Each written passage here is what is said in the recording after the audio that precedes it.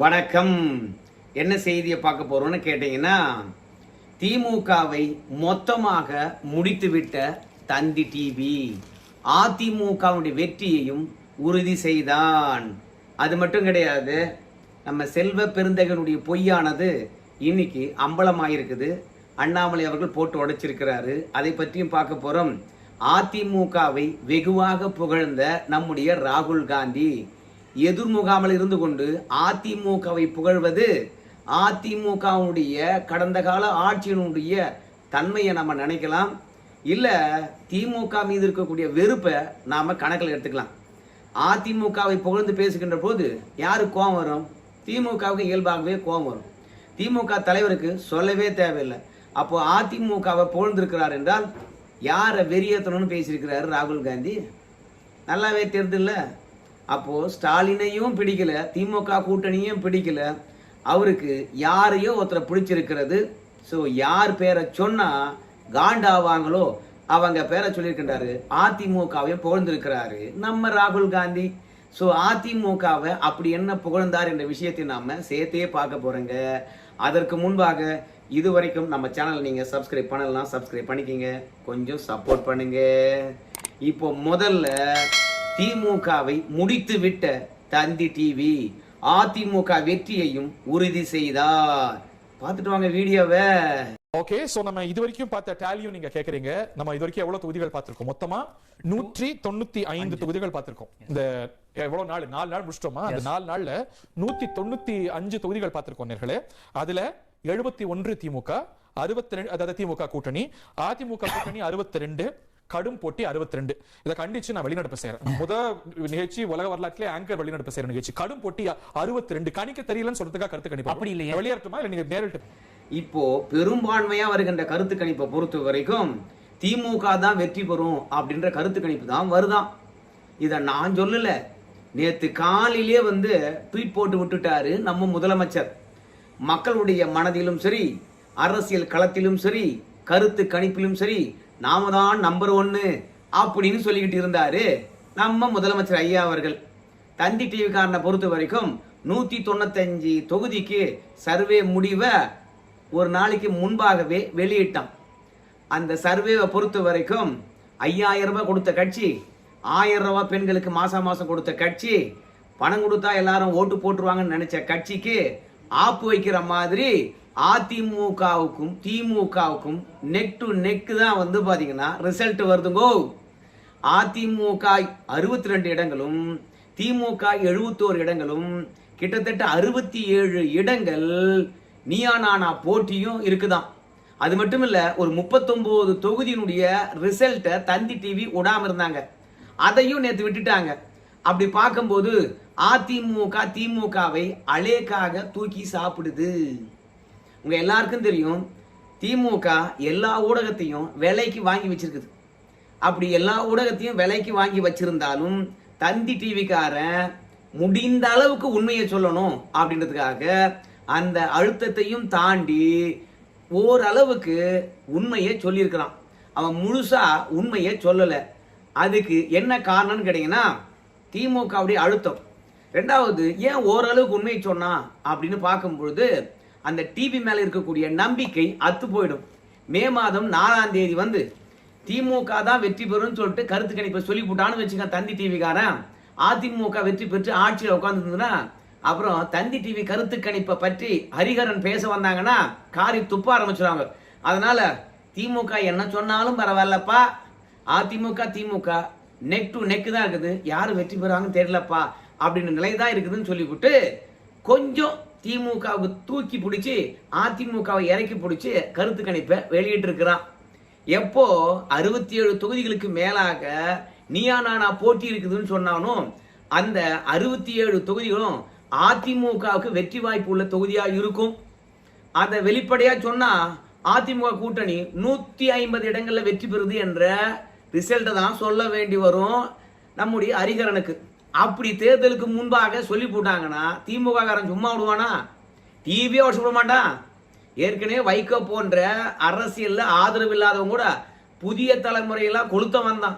So அப்படி இருக்கும்பொழுது திமுக காரங்க எந்த அளவுக்கு கொலவெறியில் இருக்கிறாங்க நல்லாவே தெரியும். உங்க எல்லாருக்கும் தெரியும் கரூர் சம்பவமா இருக்கலாம், அதே மாதிரி கோயம்புத்தூர் சம்பவமா இருக்கலாம். அதிமுக திமுக இடையே எவ்வளவு பெரிய மோதல் என்ற விஷயமா நீங்க கேள்விப்பட்டிருக்கலாம். தான் தோன்றி மலை விவகாரம் பிட் நோட்டீஸ் அதிமுக காரங்க கொடுக்க போறாங்க.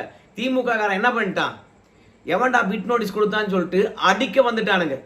ஏங்க ஒரு வாரத்துக்கு முன்பாக விவசாயிகளை பொறுத்த வரைக்கும் இந்த திமுக அரசாங்கம் விவசாயிகளை கண்டுக்கவே இல்லை அப்படின்னு சொல்லிட்டு விவசாயிகள் மீது குண்டர் சட்டம் போட்டதும் இல்லாம விவசாயிகளுடைய கோரிக்கையை ஏற்றுக்கொள்ளாத இந்த திமுகவுக்கு யாரும் ஓட்டு போடக்கூடாது அப்படின்னு சொல்லிட்டு விவசாயிகள் ஒன்று கூடி வீடு வீடா போய் பிட் நோட்டீஸை கொடுத்து, ஏங்க விவசாய சங்கங்கள்லாம் வாங்க, பொதுமக்களும் வாங்க, திமுகவை ஏன் ஆதரிக்க கூடாது என்ற விவாதத்தை நடத்த போறோம், திமுகவுக்கு இந்த கோரிக்கை வைப்போம், ஏத்துக்கலன்னா அது ஓட்டு போடக்கூடாது அப்படின்னு சொல்லிட்டு வீடு வீடா பிட் நோட்டீஸ் கொடுத்தாங்க.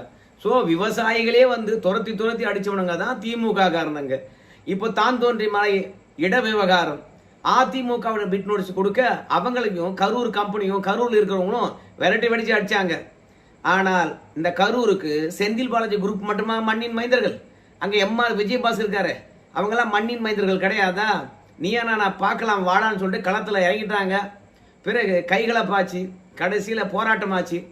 எவன்லாம் கை வச்சானோ அவன்லாம் கைது பண்ணலாம், அவ்வளவுதான்டா அப்படின்னு சொல்லிட்டு போராட்டம் பண்ணாங்க. அதுக்கப்புறம் கைது பண்ணாங்க. அதே மாதிரி அம்மன் அர்ஜுனை தோக்கடிக்கணும் என்பதற்காக ஒரு ஓட்டுக்கு 5000 ரூபாய் கொடுத்தாங்க. அதை பணத்தையும் பிடிச்சிட்டாங்க, ரெண்டாவது கொடுத்தவனையும் பிடிச்சிட்டாங்க. ஆனா காவல்துறையை பொறுத்த வரைக்கும் அந்த கேஸை பெருசா எடுத்துக்கொள்ளவே இல்லை. அப்புறம் மேலிடத்திலிருந்து அழுத்தம் வந்த பிறகு எவெல்லாம் பணம் விநியோகம் பண்ணானோ அவன்லாம் கைது பண்ணாங்க, பணத்தை பறிமுதல் பண்ணாங்க, ஸ்டேஷனுக்கு விசாரணைக்கு அழைச்சிட்டு போனாங்க. ஆனால் கரூனுடைய திமுக மாவட்ட செயலாளர் வந்து, அதே மாதிரி கோவை தெற்கு திமுக மாவட்ட செயலாளர் வந்து அடியாட்களுடன் அந்த பணம் பட்டுவாடா பண்ணாம பார், அவன் ஸ்டேஷன்ல இருக்கிறான், அவனை மீட்கிறதுக்காக போலீஸ்காரங்களே தாக்க வந்தாங்க. பிறகு திமுகவினுடைய கரூர் ரவுடிகளையும் கோவை தெற்கில் இருக்கின்ற ரவுடிகளையும் ரவுண்டு கட்டி அடிச்சாங்க, விரட்டி அடிச்சாங்க. அதுக்கப்புறம் தான் அங்கிருந்து ஓனானுங்க. இப்போ கம்பி எண்ணிட்டு இருக்கானுங்க கரூர் கம்பெனியினுடைய ஆட்கள். கரூர்லயும் பணம் கொடுக்க முடியாம, கோவை தெற்குலயும் பணம் கொடுக்க முடியாம, அந்த அளவுக்கு தேர்தலுக்கே வந்து பாத்தீங்கன்னா இந்த அளவுக்கு மெனக்கிறவங்க இப்போ தேர்தல் ரிசல்ட்டை பொறுத்த வரைக்கும் அதிமுகவுக்கு ஆதரவா தான் வரும் அப்படின்னு தந்தி டிவிக்காரன் கருத்து கணிப்பை விட்டான்னா சும்மா விட்டுருவாங்களா திமுக காரங்க? அதனால தந்தி டிவிக்காரனை பொறுத்த வரைக்கும் திமுகவுக்கும் அதிமுகவுக்கும் வெற்றி வித்தியாசம் 3 தொகுதி தான் இருக்குது அப்படின்னு கருத்து கணிப்பை சொல்லி முடிச்சுட்டு போயிட்டான். அதை விட அதிமுக மேல இருக்குது, திமுக கீழே தான் இருக்குதுன்னு சொல்லிட்டே போயிருக்கலாம். இருந்தாலும் இழுபறி என்கின்ற பொழுது ஏகப்பட்ட தொகுதியில் இருக்கு. அதனால தான் ஹரிகரனை பொறுத்த வரைக்கும், எப்பா சாமி எல்லாரும் விவாதத்துல கட்சிக்காரங்க கலந்துக்கிட்டு அப்பா சரியில்லைப்பா அப்படின்னு சொல்லிட்டு அவங்க தான் வந்து வெளிநடப்பு பண்ணுவாங்க. ஆனால் இங்க வந்திருக்கின்ற கருத்து கணிப்பை பார்க்கும்பொழுது நம்மளால கணிக்க முடியாடா சாமி, நானே வெளிநடப்பு பண்றேன்டா அப்படின்னு சொல்லிட்டு கிண்டல் பண்ணிட்டு போவார். அந்த அளவுக்கு அரசியல் களமானது செம்ம டைட்டா இருக்கிறது. ஸோ திமுக எவ்வளவோ வித்தைகளை காட்டுச்சு. ஐயோ தமிழ்நாட்டுடைய உரிமையை பறிக்க போறாங்க, தொகுதி மறுவரையறையை பொறுத்த வரைக்கும் தமிழ்நாட்டுக்கு அநீதி என்று சொன்னாங்க.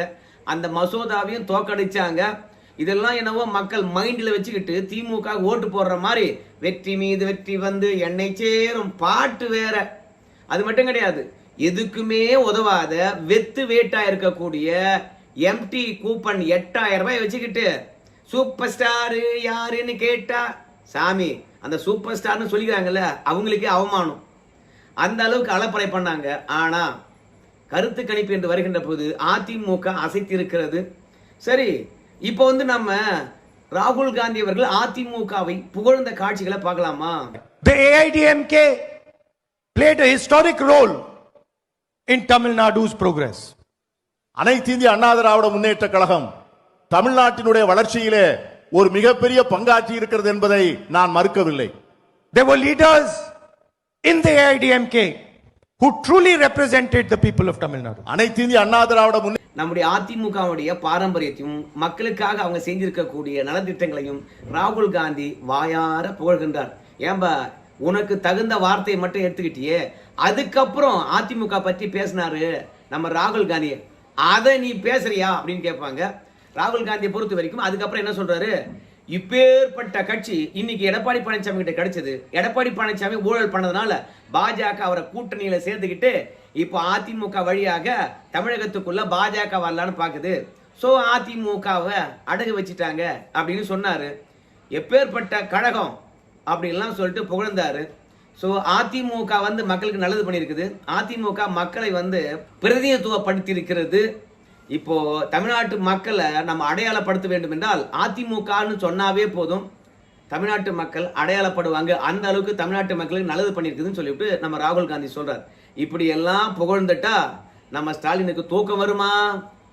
அதிமுக என்ற பெயரை கேட்டாவே அலறி போயிருக்காரு. அதுலயும் எடப்பாடி பழனிசாமி என்று சொன்னாலே சத்தியமா அவருக்கு தூக்கம் போயிடுச்சு. அதனால எடப்பாடி பழனிசாமியை எப்படியெல்லாம் விமர்சனம் பண்ண முடியுமோ அப்படியெல்லாம் விமர்சனம் பண்றாரு. எவ்வளோ கீழே இறங்கி விமர்சனம் பண்ண முடியுமோ அந்த அளவுக்கு விமர்சனம் பண்றாரு. ஸோ அதனால எதிர்முகாமில் இருந்து அதிமுகவை புகழ்ந்தது அதிமுக காரங்க குஷியா இருக்கிறாங்க. எப்போ பார்த்தாலும் நவீன தமிழகத்தை உருவாக்குனது எங்க தந்தை தான், முத்தமிழ் கலைஞர், தமிழின தலைவர் அப்படின்லாம் புகழ்வாரு நம்ம ஸ்டாலின் ஐயா. ஆனால் தமிழ்நாட்டு மக்களுக்காக 31 ஆண்டு காலம் ஆட்சி ஆண்ட அதிமுக தான்டா மக்களை ரெப்ரசன்டேட்டிவ் பண்ணியிருக்குது அப்படின்னு சொல்லி போட்டு ராகுல் காந்தி சொல்லிட்டு போயிட்டாரு. தமிழக வளர்ச்சிக்கு அதிமுக பங்களிப்பு செய்திருப்பது ரொம்ப அளப்பரியது அப்படின்னு சொல்லியிருக்கிறாரு. ஸோ அப்போ திமுக ஒண்ணுமே பண்ணலையா? திமுக ஒண்ணுமே பண்ணாம தானே அந்த கூட்டணியில கிட்டத்தட்ட 18 வருஷமா நீங்க குப்பை கொட்டிட்டு இருக்கீங்க அப்படின்னு நம்ம ஸ்டாலின் கேட்டாலும் கேட்பாரு. யோ ராகுல் காந்தி, ஏயா இந்த மாதிரி அதிமுகவை தாறுமாறா புகழ்ந்துட்டு போயிட்டே அப்படின்னு நம்ம முதலமைச்சர் பொறுக்காம கேட்டாலும் கேட்பாருன்னு நான் நினைக்கிறேன். ஆனா இந்த ராகுல் காந்தி அவர்கள் அதிமுகவை புகழ்ந்தது தொடர்பாக அதிமுகவினர் பெருமைப்பட பேசியிருக்கிற இந்த தருணத்துல அதிமுகவை முதலமைச்சரே புகழ்ந்திருக்கின்றாரியா, அதை பத்தி ஏன் சொல்ல மாட்டீங்க அப்படின்னு சொல்லிட்டு சொன்னாங்க. எங்கேயா அப்படின்னு பார்க்கும்பொழுது முந்தினத்து தர்மபுரியில நம்ம முதலமைச்சர் ஐயா அவர்கள் பிரச்சாரம் பண்ணுகின்ற போது அதிமுக மக்களை பிரிக்காது, அது மதத்தால் இருந்தாலும் சரி, அதே மாதிரி சாதியால் இருந்தாலும் சரி, மக்களை என்னைக்கும் பிரிக்காது, அதிமுக ஒற்றுமைப்படுத்தும், அந்த கட்சி மீதெல்லாம் நமக்கு விமர்சனமே கிடையாது அப்படின்னு வந்து தமிழ்நாட்டில் உள்ள எல்லா கட்சிகளும் மக்கள் நலன், மக்கள் ஒற்றுமை மட்டும்தான் அவங்க கண்ணுங்கருத்துமா பார்த்துக்குவாங்க, அவங்க அரசியலுக்காக மக்களை பிரிக்க மாட்டாங்க அப்படின்னு வந்து அதிமுகவை தான் புகழ்ந்தாரு மறைமுகமா நம்ம ஸ்டாலின் ஐயா அவர்கள். ஆனா அதிமுகன்னு பேர் சொல்லல. ஏன்னா ஆண்ட கட்சி மட்டும்தான் வந்து தமிழகத்துல அளவுகோலா எடுத்துக்கொள்ளப்படும். அப்படிதான் இப்ப அதிமுக மீது நமக்கு விமர்சனம் கிடையாது, அது நல்ல கட்சி தான். ஆனா பாஜக உள்ள விட்டோம்னா அது சுத்தமா கெடுத்துவிடும் தமிழ்நாட்டை அப்படின்னு தருமபுரியில பேசினார். ஸோ அதிமுக மீது நம்ம ஸ்டாலின் அவர்களுக்கே விமர்சனம் கிடையாது, குறை சொல்ல முடியாத அளவுக்கு எம்ஜிஆர், ஜெயலலிதா, எடப்பாடிலாம் நல்லா ஆட்சி பண்ணியிருக்காங்க. ஸோ ராகுல் காந்திக்கும் அப்படி தான் தோணி இருக்கிறது. என்றைக்குமே சரி, ஜெயலலிதாவை உயிரோடு இருக்கிற வரைக்கும் திட்டின திமுக காரங்க இன்னைக்கு திட்டுவது கிடையாது, அப்படி அருமை பெருமையை தெரிஞ்சுக்கிட்டாங்க. அதே மாதிரி தான் எம்ஜிஆரை வந்து பார்த்தீங்கன்னா இன்னைக்கு அதிமுக காரன் கொண்டாடுறதை விட திமுக காரன் தான் அதிகமாக கொண்டாடுறான், மற்ற கட்சிக்காரன் தான் அதிகமாக கொண்டாடுறான். அதனால அதிமுக தலைவர்களாக இருக்கலாம், அதிமுக கட்சியாக இருக்கலாம், மக்களுக்காகவே சேவையாற்றி இருக்கக்கூடிய ஆட்களாகவும் கட்சிகளாகவும் இந்த அதிமுக மற்றும் தலைவர்கள் இருந்திருக்கிறாங்க அப்படின்னு உறுதியாக நம்ம சொல்லணும். அதனால தான் டெல்லியிலிருந்து வந்த ராகுல் காந்தியை வந்து அதிமுகவை புகழ்ந்து தள்ளியிருக்கிறாரு. ரெண்டாவது, செல்வ பிறந்தகையை பொறுத்த வரைக்கும் கன்னியாகுமரியில் நேற்று ராகுல் காந்தி பிரச்சாரத்துக்கு வந்தார். அவருடைய பிரச்சாரத்துக்கு செல்வ பிறந்தகை அவர்களை வர வேணான்னு சொல்லி போட்டாங்க போல இருக்குது. ஏன்னா ஏற்கனவே அவர் ராகுல் காந்தி பேசின பேச்சை திருச்சி என்று தான் நினைக்கிறேன் நான், அந்த இடத்துல மொழிபெயர்த்தாரு. நம்முடைய செல்வ பிறந்தகை மனதில் பாஜக தொடர்பாக என்னவெல்லாம் நினைவு இருந்ததோ, என்னவெல்லாம் பேசணும்னு நினைச்சாரோ அதை ராகுல் காந்தி பேசினதாக சரியா மொழிபெயர்க்காம நம்முடைய செல்வ பிறந்தவர்கள் வாயில் வந்ததெல்லாம் அடிச்சு விட்டார். பிறகு ஆங்கில தொலைக்காட்சியெல்லாம் வந்து பார்த்தீங்கன்னா மொழிபெயர்த்ததை காரி துப்புனாங்க. ராகுல் காந்திக்கு அதுக்கப்புறம் பார்த்துருப்பார் போகிறது, டேய் என் மீட்டிங்லாம் வந்துடாதடா அப்படின்னு சொல்லிவிட்டு செல்வ பிறந்தகைக்கு அழைப்பு விடலை போல இருக்குது. உடனடியாக ஒரு கட்சி தலைவர் வருகின்றார். மாநில தலைவராக இருக்கக்கூடிய செல்வ பிறந்தகை அவர்கள் கன்னியாகுமரிக்கு போய் கலந்துக்கணும். மூத்த தலைவர் வந்து பார்த்தீங்கன்னா கன்னியாகுமரியில் பேசுகின்ற பொழுது வீட்டிலேயே முடங்கியிருந்தாருன்னா செல்வ பிறந்தகையை ஏன் கூப்பிடல அப்படின்னு எல்லாரும் கேள்வி எழுப்புவாங்க, அது சர்ச்சையாகும். அதனால என்ன பண்ணிவிட்டாருன்னு கேட்டீங்கன்னா, என் வீட்டில் வருமான வரித்துறையினர் சோதனை எடுக்கின்றார்கள், ராகுல் காந்தியுடைய பிரச்சாரத்துக்கு போகாம என்னை தடுக்கிறாங்க, மத சார்பற்ற முற்போக்கு கூட்டணி வெற்றியை கண்டு பாஜக பயந்து விட்டது, அதனால தான் பிரச்சாரத்துக்கு போகாம தடுத்துட்டாங்க, குரல் வரைய நசுக்குகின்றார்கள் அப்படின்னு சொல்லிவிட்டு என்னுடன் தொடர்பு கொண்ட உறவினர் இடத்தெல்லாம் வந்து பார்த்தீங்கன்னா ரைடு நடத்துறாங்க அப்படின்னு செல்வ பிறந்தகை அடிச்சு விட்டாரு. எல்லாரும் இது உண்மைன்னு நம்பிட்டாங்க. ஆனா எனக்கு நம்பிக்கையே கிடையாது. ஏன் தெரியுமா? தேர்தல் நேரத்தில் இப்படி முக்கியமான தலைவர் வீட்டிலாம் ரைடு நடத்த மாட்டாங்க. ஏன்னா திமுகவுக்கு சார்பாக இருக்கக்கூடிய ஊடகமானது அழுது புலம்பிடும். பழி வாங்குது பாஜக அப்படின்னு சொல்லி போடுவாங்க. அதனால தைரியமாக பாஜக இப்போதெல்லாம் கை வைக்காத ரைடுக்கலாம். அதனால செல்வ பிறந்தகை சொல்றது உண்மைன்னு நான் துளி கூட நினைக்கவே இல்லை. ஆனால் கடைசியில் பாலிமர்காரன் வந்து பார்த்தீங்கன்னா வருமான வரித்துறை தந்த விளக்கத்தின் அடிப்படையில் ஏப்பா செல்வ பிறந்தகை வீட்டில் நாங்கள் ரைடுக்கு போகல, அவர் ராகுல் காந்தி பிரச்சாரத்துக்கு போகாத அளவுக்கு நாங்கள் தடுக்கவே இல்லை, அவங்க சொந்தம் பந்தம்லாம் சொல்கிறாங்கல்ல அந்த வீட்லேயும் நாங்கள் ரைடு பண்ணல, அவரை சிறையும் வைக்கல, பொய் சொல்கிறாரு அப்படின்னு உண்மையை போட்டு உடைச்சாங்க. அதுக்கப்புறம் நான் சொன்னது உண்மைதான் என்று சொல்லிட்டு செல்வ பிறந்தகை அவர்களால் வெளியே வந்து சொல்லவே முடியல. ஏன்னா நம்ம ராகுல் காந்தியுடைய மீட்டிங்கு போகாமல் நம்ம எப்படா தப்பிக்கணும்? இல்லை என்றால் ராகுல் காந்தி நம்மளை கூப்பிடவே இல்லை. ஊடகமெல்லாம் வந்து பார்த்தீங்கன்னா ஏங்க ராகுல் காந்தி பிரச்சாரத்துக்கு வந்திருக்காரு, தமிழ்நாடு தலைவராக இருந்து ஏன் போலீங்க அப்படின்னு கேட்பாங்க இல்லையா? அதுலேருந்து எப்படி தப்பிக்கிறது அப்படின்னு செல்வ பிறந்தகை யோசனை பண்ணியிருப்பாரு. அதனால ஐயோ வருமானத்துறையினர் ரைடு நடத்துகிறாங்கோ, பாஜக பழி வாங்குது அப்படின்லாம் வந்து அடிச்சு விட்டாரு. அதுதான் அண்ணாமலை வந்து சொல்லுவார், ஸ்கூலுக்கு பையன் போகலன்னா பொய் சொல்லுவான் பாரு, நான் ஏன் ஸ்கூலுக்கு போகல தெரியுமான்னு சொல்லிட்டு. அந்த மாதிரி ஸ்கூல் பையன் மாதிரி நம்முடைய செல்வ பிறந்தகை அவர்கள் பொய் சொல்லி மாட்டிக்கிட்டாரு. ஆனால் நம்ம முதலமைச்சரை பொறுத்த வரைக்கும் அவர் சொன்னது உண்மையா பொய்யா என்று ஒரு நிமிடம் சிந்தித்திருக்கணும். இல்லை உளவுத்துறை கிட்ட கேட்டாவது வந்து பார்த்தீங்கன்னா அது உண்மையா பொய்யா என்று ஆராய்ந்து அதுக்கப்புறம் பாஜக விமர்சனம் பண்ணலாம், மோடி அவர்களை விமர்சனம் பண்ணலாம். ஆனால் உண்மை என்னன்னு தெரியாமல் நம்ம தமிழ்நாட்டு முதலமைச்சரும் ஒரு தத்தி மாதிரி இருந்துக்கிட்டு செல்வ பிறந்தகை சொல்றதுதான் உண்மைன்னு நினச்சிக்கிட்டு கண்டனத்தை பதிவு செய்கிறாரு. இது நியாயமாக இருக்குமா? ஏன் பொம்மை முதலமைச்சர்னு சொல்கிறோம்? இப்போ தெரிஞ்சுக்க வேண்டாமா? அவர் முதலமைச்சராக இருக்கின்றார், எத்தனை காவல்துறையினர் இருக்காங்க, ஒரு ஃபோன் பண்ணி கேட்டால் கூட செல்வ பிறந்தகை வீட்டை ரைட் நடக்குதா, முடக்கி வச்சிருக்காங்களா, போகாத அளவுக்கு அப்படின்னு தெரிஞ்சுக்கிட்டு அறிக்கை விட்டுருக்கலாம். அவசரப்பட்டு அறிக்கை விட்டு அசிங்கமாக போச்ச குமார் என்று சொல்கிற மாதிரியே இருக்குது முதலுடைய அறிக்கை என்று கலாய்த்து தள்ளி இருக்கின்றார் நம்முடைய அண்ணாமலை. இப்போ முதல்வருடைய ஆளுமை எந்த அளவுக்கு இருக்கு பார்த்துங்க. அதை விட கிரிஷ் சோடங்கர் கோவாலேருந்து வந்த மனுஷன், தமிழ்நாடு காங்கிரஸ் கட்சியினுடைய பொறுப்பாளர் இருக்கார். அவர் என்ன தெரியுமா, இப்போ பிஜேபி தொகுதி மறுவரைக்கான சட்ட மசோதா கொண்டு வந்தாங்க, தோக்கடிச்சிட்டோம், அந்த விரக்தினால செல்வ பிறந்தகை வீட்டில் வந்து பார்த்தீங்கன்னா ரைடு விட்டாங்க அப்படின்னு வந்து கிரிஷ் சோடங்கர் சொல்றார். தோக்கடிச்சது என்ன செல்வ பிறந்தகையா, இல்லை ஸ்டாலினா, இல்லை ராகுலா? அப்போ கை வைக்கிறதா இருந்தா ஸ்டாலின் வீட்டில் தானே கை வச்சிருக்கணும், ராகுல் வீட்டில் தானே கை வச்சிருக்கணும். கிரிஷ் சோடங்கருக்கு அறிவு இருக்குதா பாருங்களேன். ரெண்டாவது, செல்வ பிறந்தகையை பொறுத்த வரைக்கும் ரெய்டு விட்டாங்கன்னா அவரால் அறிக்கை வெளியிட முடியுமா? ரெய்டு விட்டாங்கன்னா பத்திரிகையாளரை சந்திக்க முடியுமா? அப்போதே பொய்ன்னு தெரிஞ்சு கொள்ள வேண்டாவா? இந்த குறைந்தபட்ச நாலேஜ் கூட முதலமைச்சருக்கு இல்லையே அப்படின்னு அண்ணாமலை அவர்கள் வந்து கலாய்த்து தள்ளியிருக்கின்றார். ஸோ செல்வ பிறந்தகை இவ்வளோ மீடியாக்கள் வெளிப்படையாக அவங்க கையில் செல்போன் இருக்கின்ற பொழுது இப்படி போய் அடிச்சு விட்றாங்கன்னா, இந்த மீடியாலாம் இல்லாத பொழுது எவ்வளவு ஏமாத்திருப்பாங்க நம்மள, இல்லை நம்முடைய அப்பாமார்களை, நம்முடைய பாட்டமார்களை, இந்த திமுக கூடாரம் அப்போ எவ்வளோ பொய் வரலாறு நம்ம மண்டையில் திணிச்சிருப்பாங்க அப்படின்னு திங்க் பண்ணுங்க. நொடிக்கு நொடி இன்னைக்கு என்ன நடக்குதுன்னு தெரிந்து கொள்கிற அளவுக்கு இன்டர்நெட்லாம் வேகம் எடுத்தாச்சு. ஆனால் இப்போவும் வந்து பொய்ய சொல்கிறாங்கன்னா புரிஞ்சு நடந்துக்குங்க. இந்த மாதிரி பொய்யர்கள் தானா மக்களுக்கு நல்லாட்சி தரப்போகிறாங்க. சிந்திச்சு பார்த்து ஓட்டு போடுங்கப்பா. நன்றி.